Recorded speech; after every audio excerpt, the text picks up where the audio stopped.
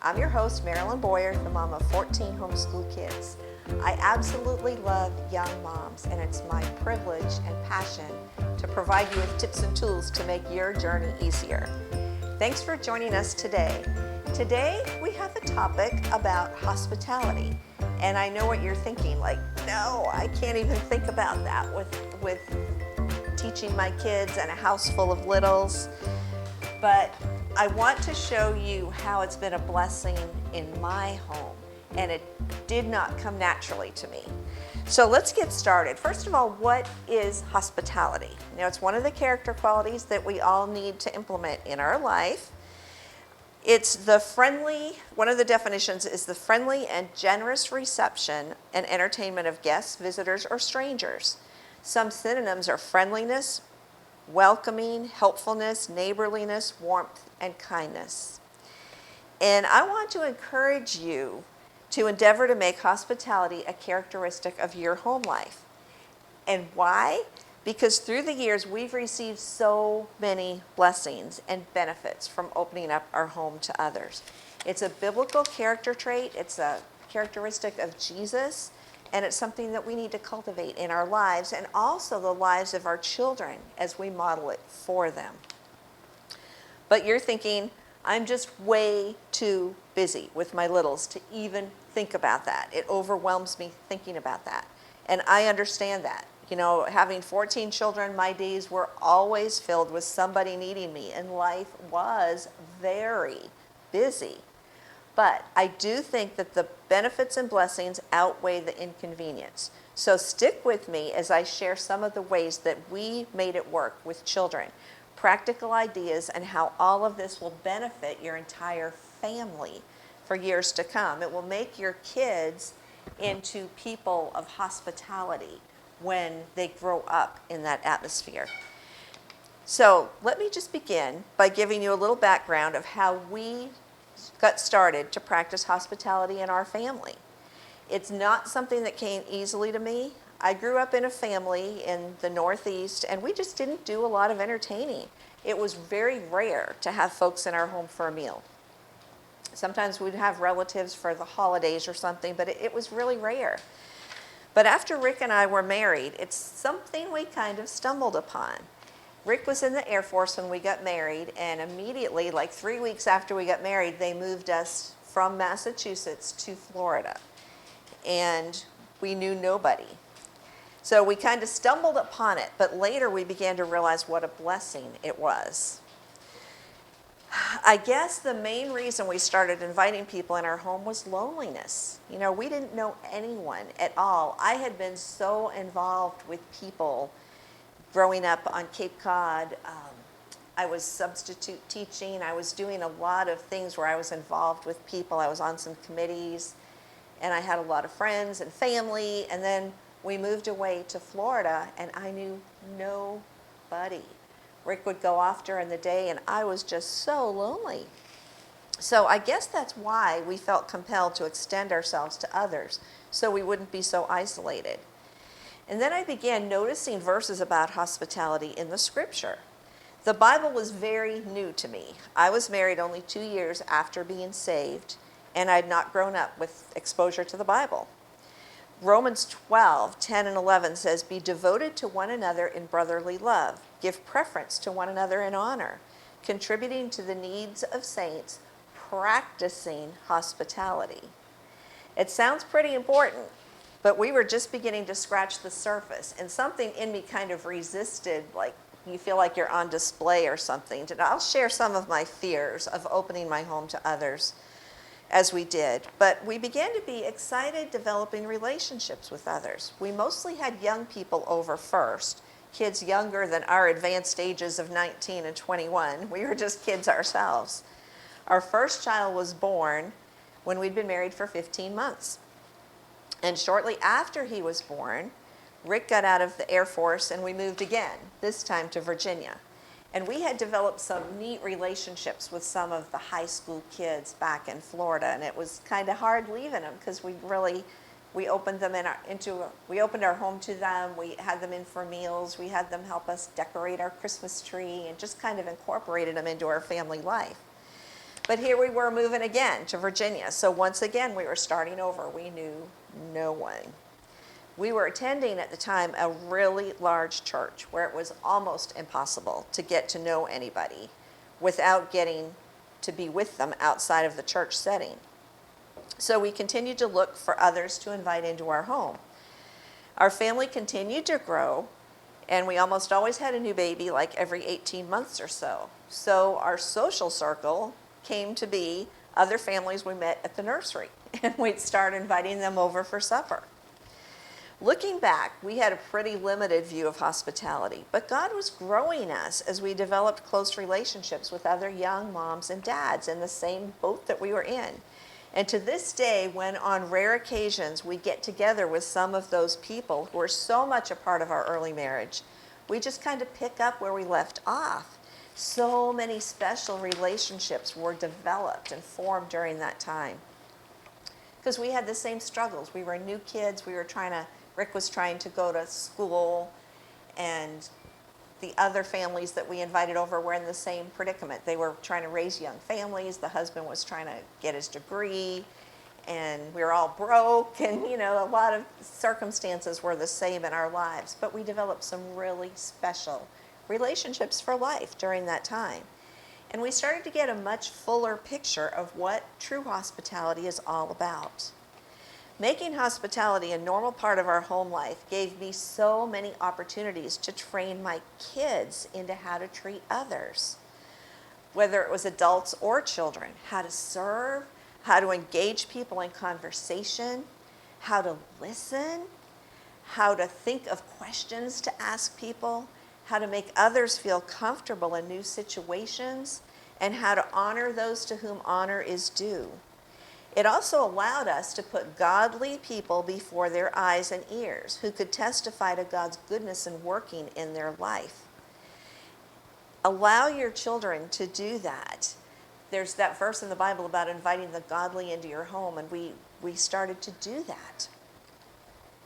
But allow your children to be part of the process, the preparation, the conversation. Here are some ways that having hospitality in your home will benefit your whole family. As our family continued to grow, we started reaping the benefits of extending ourselves to others, and so did our kids. Though we had a house full of young children, we invited a lot of other families over for supper and events. And one of the advantages of homeschooling is that you can build a customized social circle for your children, both like-minded friends and also people you want to expose them to or people you want them to minister to. You can choose the families that you want to influence your kids and that you want your kids to influence as well. In school, you don't have any control over the peers your kids are exposed to, but in the context of the home, you can and you should be intentional about it. Psalm 102:6 says, "Mine eyes shall be upon the faithful of the land, that they may dwell with me. He that walketh in a perfect way shall serve me."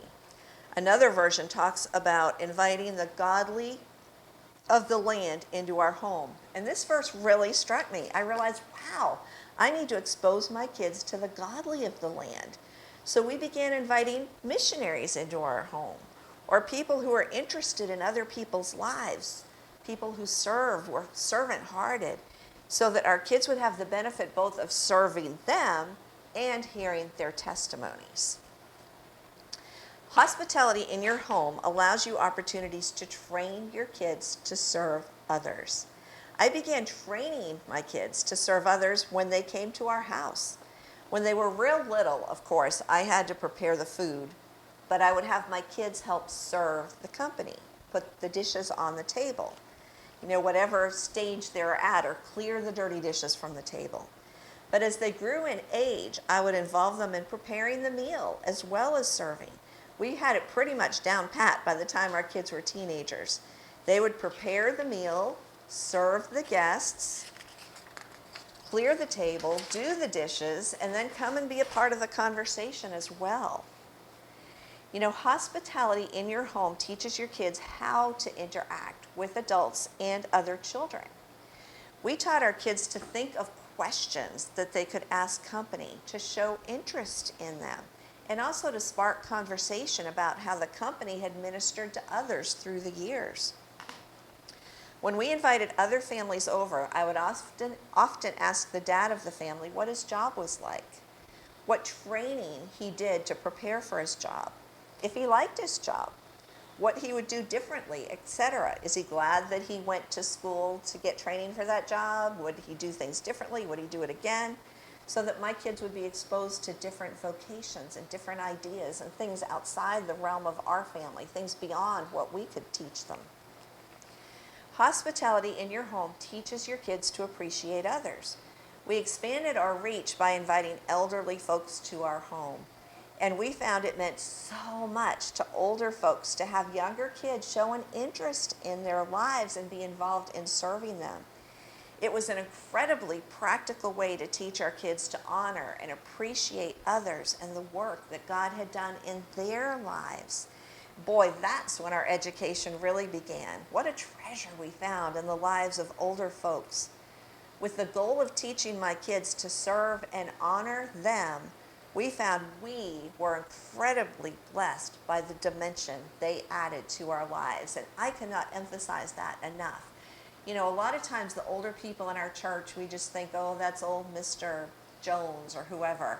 We don't know what they used to do for a living. We don't know what ministries they had. We don't know how they became Christians. We don't know how they served through the years.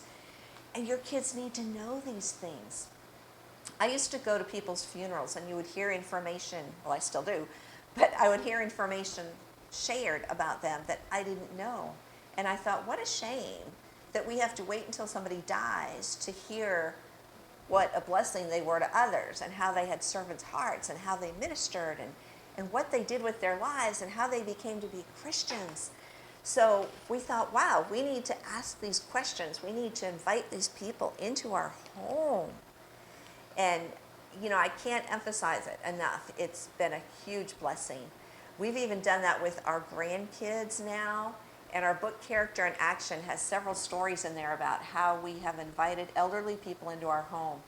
And my grandkids really got into it. They would dress up with their little aprons and they'd have their little menu in their hand, and they'd take the elderly person's order, like, what would you like for a drink? Would you like ice in your tea? Would you like what kind of food they would like? What would you like for dessert? Do you want ice cream on your apple pie? But we would let our kids dress up like they were waitresses and take the people's order and then serve them and refill their drink when it got low and ask them if they wanted seconds and serve them seconds and just treat them like they were special. And, you know, we would take pictures of them with our grandkids. And I remember one elderly man, he said, I feel like paparazzi, you know, this is great. I feel so special. And after he left, I told the kids that is what we wanted to do. We wanted to honor this wonderful saint of the Lord. Oh boy, this one man, he used to visit over 40 shut-ins every week when he was able. He still does it now. He's very old and he's feeble and it's hard for him to get around, but he'll have somebody pick him up and take him around to visit the shut-ins. But he's just amazing. He would sing a hymn with them, he would pray with them, and he would just brighten their life. After his wife died, he said, I told God I wanted to be used of God for however much time I have left on this earth. And he has done it. He's been an amazing example to us. He's written tracts, he's written his testimony, he's visited shut-ins for years. And that's the kind of people I want my kids to know. That's the kind of people I want my kids to honor. And it's been amazing. I mean, I can't emphasize it enough. You really need to do it. It will bless you, it will honor others, but you will be so blessed by it. Hospitality in your home allows you to build relationships with your kids' friends. When our older kids reached the high school and college years, we invited lots of kids their age over. Our home was open. We had special adopteds, we called it, that just felt comfortable coming in our home at any time, opening up the refrigerator. Hey, I feel like taking a nap on Sunday afternoon. They'd go in and lay down on the bed and take a nap. But we have special relationships with them to this day. Instead of our kids having to go elsewhere to build relationships, we wanted to befriend their friends. And we've all been blessed by doing so. We have so many fun memories. I remember I've got a picture of one of our kids' friends. He was sitting eating chocolate chip cookies, and our youngest son was perched on his shoulders talking to him, talking in his ear while Jeremy was eating cookies. And we've just got so many fun memories from opening our home and trying to be a blessing to others. And so many of them, we've maintained those relationships as they got older and got married and began raising families of their own. It's funny, some of our younger kids grew up with their older brother's friends. Almost, they were kind of like brothers to them. And it's just such a great way to extend yourself to others. As I said, hospitality did not come easy to me. I thought of all kinds of reasons that I shouldn't invite others into my home. I thought of all kinds of reasons that I shouldn't invite others in my home. For instance, my house isn't big enough, and we have a small brick ranch. People will come in and they'll say, "How did you raise all those kids in here?" But we took down walls, we made our carport into bedrooms, we just made it work. And as our family continued to grow, our house did not. And I was tempted to think our guests are not going to be real comfortable at our house. We have to squeeze around the table as it is now without a lot of elbow room. And we really don't have adequate seating in the living room. And all those factors are true. But I found that our guests didn't seem to mind. It might not have been what they were used to, but they often seemed kind of fascinated by how a large family worked together. And the benefits of building those relationships was worth it to us. Another reason, my house isn't nice enough. We often invited people into our homes who had much nicer homes than we did. Our money went into raising 14 kids, not into fancy homes. And it was a temptation not to have people come over. But I got to thinking about it. I thought, that's just a matter of pride. And I finally came to realize if our house is good enough for my own family, it was good enough for company too. We had bought our house fire damaged, and we repaired it. I remember when a new pastor came to town, and we were the first people to invite him over to dinner. At the time, our downstairs ceilings were still black from soot, and we were using a small downstairs kitchen instead of the upstairs because we hadn't rebuilt that yet. And I'm sure he must have thought we were crazy. But he came, and we built a great relationship with him, and he got to know our family, and our kids have been blessed by him for years. He's now retired, but we still have him in our home, and we're still blessed by him. Another reason, what will we talk about? Learn to ask questions. Teach your kids how to ask good questions. It goes a long way. Teach them by example to show interest in the other person's life. Most people will respond, and they're very comfortable talking about what interests them. So don't talk about yourself, talk about what interests the other person. Then what if my kids misbehave? Or maybe I should say when they misbehave. Our policy was to prepare our kids in advance for situations they would be in. And I talk about that in another podcast, how we stumbled on that. But tell them what to expect and how you expect them to behave. Teach them that their mission is to focus on the guests and look for ways to serve. Often kids will misbehave just because they want attention because they're bored. We assigned our kids responsibilities while our guests were there. For instance, would say, Laura, it's your job to sit next to Mr. Stevens, Carrie, and talk to him. Carrie, your job is to set and clear the table tonight. Krista, you will refill the glasses of the drinks. Grace, your job's to wash the dishes. Matt, you will wipe the table. All the kids who were old enough were prepared in advance for what their jobs were to be. And it kind of worked like clockwork when the company came, and they just sat there amazed, like, how do your kids know how to do all this stuff? But it's just teaching them in advance. If they did misbehave, I would pull them aside and re-instruct them so as not to embarrass them. 5, my house isn't perfectly clean. It wasn't long before I got into parenting that I realized I couldn't and I shouldn't do it all. I made a list of everything that needed to be cleaned in my house. Each year I'd decide who was best able to do which job. I would assign the jobs, and there were certain days for doing certain jobs. So therefore, if dusting was scheduled to be done on Tuesday and we had company over on Friday night, so be it. You know, if the house is clean enough for my family, it's clean enough for company. And as a kid, I remember whenever we had anybody come over, which was rare, we would all scramble, and we kind of hated for company to come over because we were trying to get the house ready for them and everything had to be perfect. If it's good enough for your family, it's good enough for company. The last reason, it's too crazy adding more kids to the mix of my own. And with my home already full of my own children, things really could get crazy when I added another family with kids. The parents would be talking and the kids would be off playing, and you'd never really know what was going on. Sometimes they'd tear stuff up, sometimes they'd make a major mess. So I started assigning a guest child to each one of my kids. I would tell each child who they were responsible for. You make sure little Sam or little Susie was not excluded from playing with the others. That my child would defer to them. If they want to play Candyland but you want to play Clue, you defer to them. You make sure they get to do what they want to do. And and you make sure that nobody's unkind to them, that nobody excludes them. They're kind of like your little charge for the evening. And also make sure they don't tear up the house. That's part of it too. Make sure they don't do things that aren't allowed, like going through drawers or opening the file cabinet. And it worked so much more smoothly with the division of labor, each child being responsible for managing instead of just playing. It became a ministry, not just a play date.